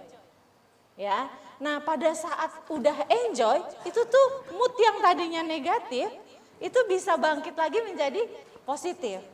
Ya, tapi kan dirimu bilang, tapi nggak selalu saya habis masak moodnya jadi bagus. Karena apa? Karena penyebab moodnya itu berubah belum kamu selesaiin. Ya, jadi kegiatan antaranya itu penting untuk dilakukan agar mengembalikan pikiranmu, perasaanmu netral dulu, sehingga dapat ide untuk nyelesain masalahnya. Kalau masalah penyebab moodnya nggak bagus, nggak diselesain, ya memang jadinya naik turun terus gitu ya. Kita nggak usah lanjut ya, masalahnya apa yang bikin kamu nggak mood ya, itu nanti lain waktu. Tapi tipsnya tadi, soal moodnya itu yang perlu dikelola, itu pasti ada sebabnya. Nah, saran saya adalah gimana jadinya supaya saya mood lagi. Yang bikin kamu moodnya nggak bagus apa? Ada nggak kendalanya atau apa yang dihadapi? Ada. Pikiran saya lagi kacau. Oke, selesaiin dulu sumber masalahnya itu. Ya, kalau sebelumnya kamu mau tenang dulu boleh, tapi tetap dilanjutkan dengan menyelesaikan penyebab moodnya nggak bagus. Itu ya. Oke. Terima kasih Bu. Mungkin Mbak Rizka mau nambahin sedikit? Sedikit aja. Oke. Saya menyarankan gitu, apapun yang kita lakukan itu kan basicnya adalah akal ya dan nalar gitu. Jadi ketika kita punya permasalahan kemudian kita menggantungkan pada lebih aspek emosional lebih besar dibanding aspek logika gitu ya, itu mungkin kita perlu pertimbangkan lagi karena logika itu bisa mengukur. Kalau saya sekarang tidak selesai dalam 2 jam atau dalam 2 hari misalkan, apakah bakal kekejar deadline itu gitu. Jadi ketika kita bisa mengukur dengan akal, biasanya yang noise yang lain itu akan geser. Jadi kita fokus kepada tugas tadi gitu. Jadi pertimbangkan kalau saya menggantungkan kepada mood dan swing, apakah akan kekejar nggak gitu. Dan resiko apa yang nanti akan kita alami gitu kalau kita tidak mengejar itu. Jadi body boleh tapi yang terukur. Mungkin tambahannya itu. Oke, keren. Kita kasih tepuk tangan dong, kayaknya sepi banget. Kasih tepuk tangan. Nah, ini ada satu pertanyaan dari online yang dari Zoom sudah ada. Ini saya sudah lihat di sini di kolom komentar Zoom kita. Ini pertanyaannya ditanyakan oleh Angga. Halo Angga. Nah, ini pertanyaannya untuk Kak Iqbal. Untuk Kak Iqbal ya pertanyaannya. Pertanyaannya bagaimana menurut kakak tentang kerjasama dengan generasi milenial dan baby boomer? Apakah pernah punya pengalaman gak ngenakin? Dan gimana pengalaman yang menyenangkan saat berinteraksi dengan kedua generasi itu? Monggo silakan Kak Iqbal. Hai Angga, sebelumnya salam kenal. Jadi intinya ketika nanyain tentang gimana sih pengalaman kita selama kerja di dunia profesional dengan generasi sebelumnya, which is ada yang lebih tua daripada kita. Menurut aku pribadi, enak gak enak tuh pasti ada aja. Jangankan untuk kerja dengan generasi sebelumnya, tapi kerja sama generasi kita pun, as a Gen Z, pasti ada yang gak enak gitu. Kalau menurut aku pribadi, syarat ataupun hal yang harus dipegang untuk Gen Z kayak kita, yang masih punya semangat yang menggebu-gebu, agak egois sedikit, teman-teman harus ingat 2 hal, yaitu open-minded sama sharing. Dan attitude, 3 hal. Open-minded, sharing, sama attitude. Teman-teman tuh harus punya open-minded. Open-minded itu gimana? Teman-teman as a Gen Z, jangan cuma mengira bahwa saya yang paling berinovasi, saya yang paling kreatif. Tapi kita harus lihat bahwa generasi sebelumnya itu sudah mengalami pengalaman yang banyak daripada kita.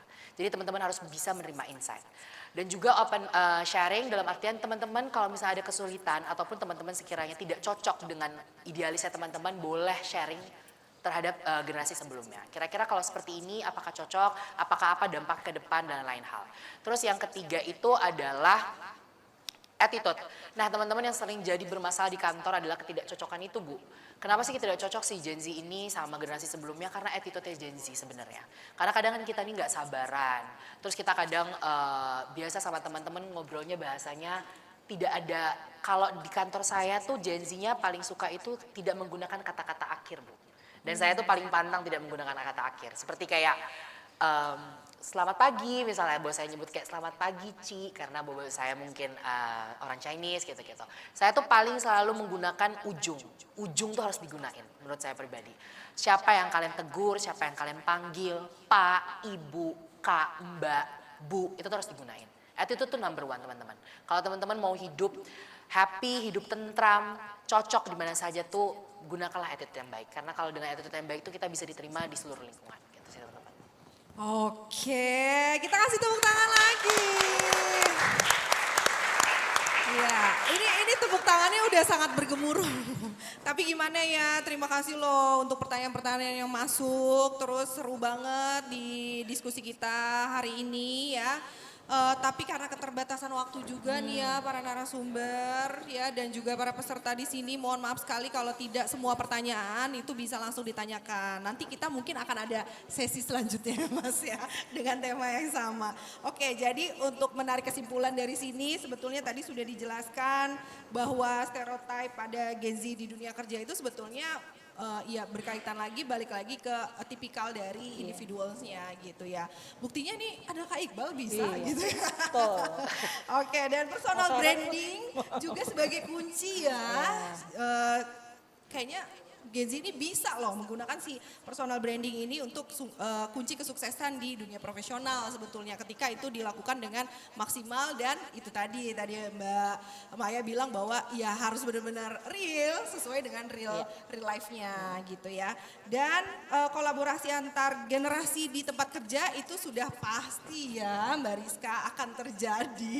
Tapi utamakan kita logika. Ketika kita misalkan menunda-nunda karena mood swing tadi, justru malah itu akan berbahaya untuk kita karena pasti akan dapat dampaknya yang buruk buat kita gitu ya dan lain sebagainya. Wah ini seru banget deh. Terus saya juga mau say hello sama teman-teman yang lagi online ya dan offline di sini kita sudah dapat, alhamdulillah udah dapat insight yang banyak banget di hari ini yang lebih dalam mengenai fenomena Gen Z ini yang sering dicap sebagai stereotip negatif oleh generasi-generasi sebelumnya.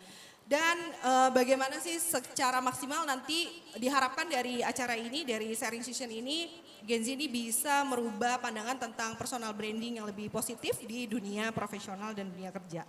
Selanjutnya sebagai apresiasi ya terhadap para narasumber yang telah berbagi ilmunya pada hari ini, IDCOM ingin memberikan token of appreciation untuk Mbak Tia selaku Associate Director IDCOM. Silakan maju ke depan panggung untuk memberikan kenang-kenangan dan yang pertama saya panggilkan dulu untuk token of appreciation yang pertama dimohon berdiri dan maju ke depan. Itu ada Mbak Maya Sita Darlina SPSI MSI, psikolog sekaligus General Manager Experience di Human Initiative. Silakan Mbak. Nih. Oke baik, tepuk tangannya dong sekali lagi.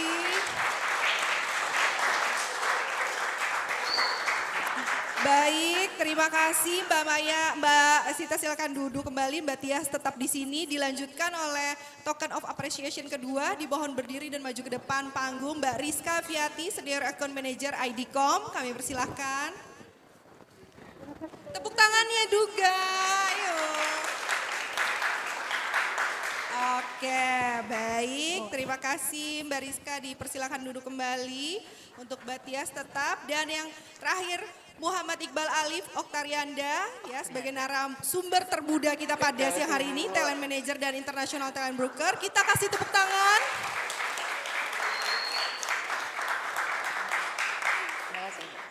Nah, terima kasih. Kami mengundang seluruh peserta baik yang hadir secara online dan offline untuk ikut bergabung dalam sesi foto bersama ya. Foto bersama narasumber sebagai momen kebersamaan kita pada siang hari ini. Peserta online dapat menghidupkan kamera dan bergabung secara virtual untuk foto bersama. Nah, karena di tempat ini diramaikan oleh mahasiswa Vkom nih yang sudah hadir. Ayo kita selfie bersama dengan peserta yang hadir di sini beserta juga ibu bapak narasumber dan juga Mbak Tias, Pak Saiful ya. Saya undang kembali untuk maju ke atas panggung ke depan bersama berdiri menghadap ke panggung ya sehingga kelihatan nih wajah-wajah sumringahnya. Untuk teman-temannya berdiri atau duduk saja? Duduk saja. Oke. Ngalangin nggak sih anak-anaknya nggak berdiri aja? Oke, buat teman-teman boleh berdiri sebentar. Teman-temannya berdiri. Nah, ayo, berdiri. Iya, berdiri.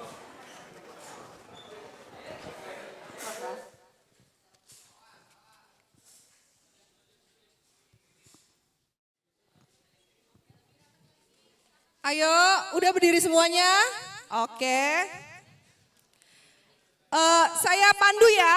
1, 2, 3.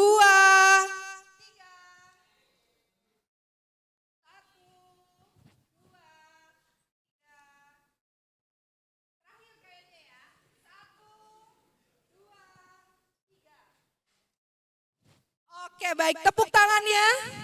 Oh, sekali lagi. Sekali lagi.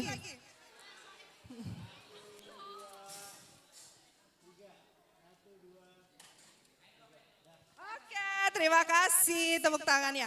Baik, terima kasih Mbak Tias, Bapak Saiful, terima kasih juga Mbak Maya, Mbak Rizka, dan Kak Iqbal untuk diskusi yang sangat menyenangkan ini. Semoga bermanfaat bagi kita semua. Silakan duduk ke tempat yang telah disediakan sebelumnya. Untuk teman-teman tetap di sini ya, Karena kita ada games menarik. Oke, yang kita tunggu-tunggu. Oke, selanjutnya saya kembalikan ke Kak Kahila Baziga selaku MC. Kepada Kahila, saya persilahkan. Oke, terima kasih banyak Ibu Citra. Gimana teman-teman sesi tadi, seru nggak?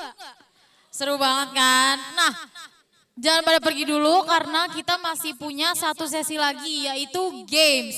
Jadi kita harus sama-sama refresh otak nih setelah sesi yang lumayan kan tadi ya. Semua harus join karena akan ada 3 pemenang yang dapetin e-wallet sebesar 150.000 spesial dari IDCOM. Siapa yang mau nih? Lumayan kan buat beli bakso habis ini makan siang ya. Semua teman-teman yang hadir di Mustopo maupun online bisa untuk join ke Kahoot kita dan masukin kodenya 746645 atau bisa juga langsung scan QR-nya di layar. Ayo aku tunggu 2 menit sampai kalian pada join, baru 1 orang yang join. Oh ya, untuk memudahkan panitia mengidentifikasi Kahoot, kalian harus memakai format nama asli sebagai akun Kahoot, nama strip online atau offline. Contohnya Kahila strip offline. Jangan sampai salah karena nanti sayang banget yang di Zoom kalau menang gak bisa diidentifikasi karena namanya gak tertera. Ayo baru 2 orang, 3 orang, wow udah lumayan nih. 4 orang, ayo jangan lupa langsung di scan aja QR-nya buat teman-teman yang ada di sini.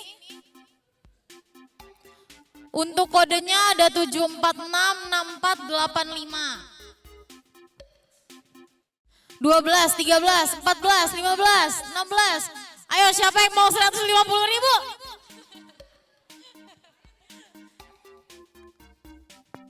Wow, udah 26 orang. Ayo berapa menit lagi nih Kak?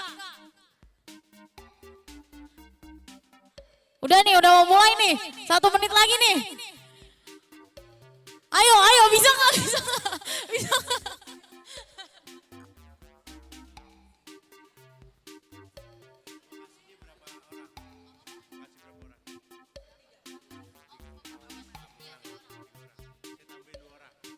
Tuh, ada tambahan dari Bapak Dekan kita 150.000 untuk 2 orang lagi. Jadi pemenangnya nanti akan ada 5 orang. Ayo cepetan join. Ada yang mau nambahin lagi nggak?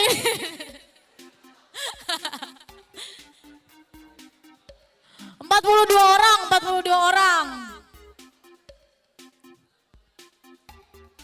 5 orang 150.000 masing-masing.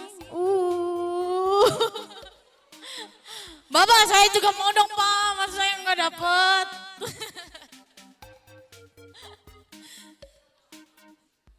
Oke Kak, ini udah bisa kita start? Oke ya, kita start. 1, 2, 3. Masuk pertanyaan pertama.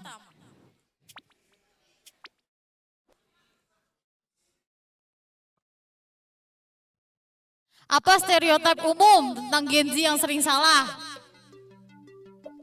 Apa ya? Hidup cuma challenge TikTok. Siapa yang hidupnya cuma challenge TikTok nih? Harga diri stereotip tiap bangun tidur. Cek harga kripto. Siapa yang udah main kripto? Ada nggak yang udah main kripto? 50 jawaban, 51 jawaban. Ayo demi 150.000. Oke, jawabannya adalah kecanduan teknologi dan sensitif soal mental health.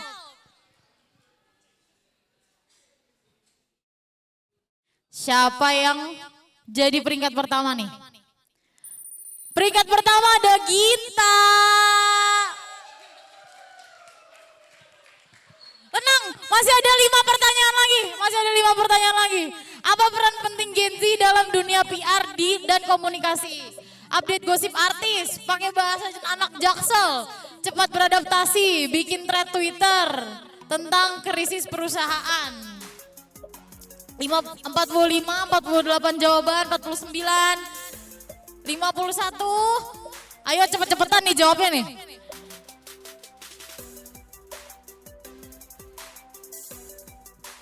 Ada yang mau bagi-bagi ternyata nih. Kalau ada yang menang nih bagi-bagi nih. Jawabannya adalah cepat beradaptasi dan dengan tren dan teknologi komunikasi. Pertama masih Ginta loh, pertama loh. Pertanyaan selanjutnya, gimana Gen Z memanfaatkan sosial media dalam berkarir? Yang pertama bikin konten prank, kedua pakai LinkedIn buat bangun jaringan, nge-tweet kode diskon Shopee. Yang terakhir DM artis minta endorse produk. Siapa nih? Siapa yang pernah kayak gitu nih? Ayo dijawab. 54 jawaban, kira-kira siapa yang peringkat pertama, apa ada yang bisa menyusul Ginta? Oke, jawabannya pakai LinkedIn untuk bangun jaringan. Oke, Ginta udah tergantikan nih. Sama siapa, dibacanya gimana nih namanya? Gi. Pertanyaan selanjutnya, apa salah satu cara efektif Gen Z membangun personal branding? Edit foto di Canva, sering update story biar eksis. Buat konten berkualitas di LinkedIn Instagram, ikut Citayam Fashion Week di Sudirman. 15 detik lagi. Udah 52 jawaban, kira-kira siapa yang akan menjadi peringkat pertama, kedua, sampai kelima kita? Oke, jawabannya adalah buat konten berkualitas di LinkedIn atau di Instagram. Oh, udah ganti. Sekarang Shannon, online. Pertanyaan kelima, bagaimana cara Gen Z mengatasi kritik tentang kurang situational awareness di dunia profesional? Minta dukun online buat ngeramar situasi kantor, bikin curhat di TikTok biar FYP, stok temen kantor biar tahu situasi, tunjukin kemampuan adaptasi dan belajar cepat. 15 detik lagi nih, udah 55 jawaban, ini emang udah pada buru-buru banget nih, emang pada butuh ya 150.000 buat makan siang ya. Oke, jawabannya tunjukkan kemampuan beradaptasi. Balik lagi ternyata peringkat pertamanya ini. Oke, masuk ke pertanyaan terakhir. Ayo cepet-cepetan ya, kenapa Gen Z sering dianggap lebih melek teknologi dibanding generasi sebelumnya? Bisa bedain variasi rasa mie instan, ikut giveaway gadget, tumbuh dengan teknologi dan tren digital, cepat nemuin diskon. 15 detik lagi. 10, 9, 8, 7, 6, 5, 4, 3, 2, 1. Oke, jawabannya tumbuh dengan teknologi dan tren digital. Oke, thank you buat teman-teman yang udah ikut serta di game Kahoot kita. Udah pertanyaan terakhir, jadi kita bacain. Dari peringkat pertama ada siapa nih? Shannon online, kedua ada Ji, ketiga Ajeng, keempat ada Anton dan kelima siapa itu Kak tadi? Aldino. Sesuai dengan yang sudah tertera tadi, bagi teman-teman pemenang di Zoom, silakan menghubungi panitia dengan username admin untuk memberikan data alamat dan nomor kontaknya. Bagi pemenang offline, silakan menuju ke panitia yang menggunakan lanyard IDCOM. Sekali lagi selamat buat semua yang menang. Buat yang belum dapat hadiah tetap semangat, kalian berarti harus ikut sitkom selanjutnya karena pasti hadiahnya lebih menarik dan lebih seru. Sekali lagi, saya mengingatkan bagi para peserta yang membutuhkan e-certificate, silakan mengisi feedback form terlebih dahulu melalui link yang ada di kolom chat bagi teman-teman yang ada di Zoom dan melalui barcode bagi teman-teman yang hadir secara langsung. Untuk peserta yang hadir di ruangan, diwajibkan untuk mengisi presentasi dengan cara scan QR yang ada di belakang ruangan untuk mengisi daftar hadir kalian, oke? Terima kasih kami sampaikan kepada Bapak Dr. Haji Muhammad Saifullah MSI selaku Dekan Fakultas Ilmu Komunikasi Universitas Profesor Dr. Mustopo Beragama, Ibu Tia Sastra Dipraja selaku Associate Director IDCOM, juga Ibu Citra Eka Putri selaku moderator, dan 3 narasumber kita hari ini, Mbak Rizka Fiati, Experience the Human Initiative, Mbak Rizka Fiati selaku Senior Account Manager IDCOM, Mbak Maya Sita Darlina selaku psikolog dan General Manager Experience di Human Initiative, dan Kak Muhammad Iqbal Alif Oktrianda, alumni Vkom UPDMB dan Talent Manager dan International Talent Booker HWG Group, serta para peserta dan ID Commerce yang telah bersedia mengikuti acara hari ini sampai selesai.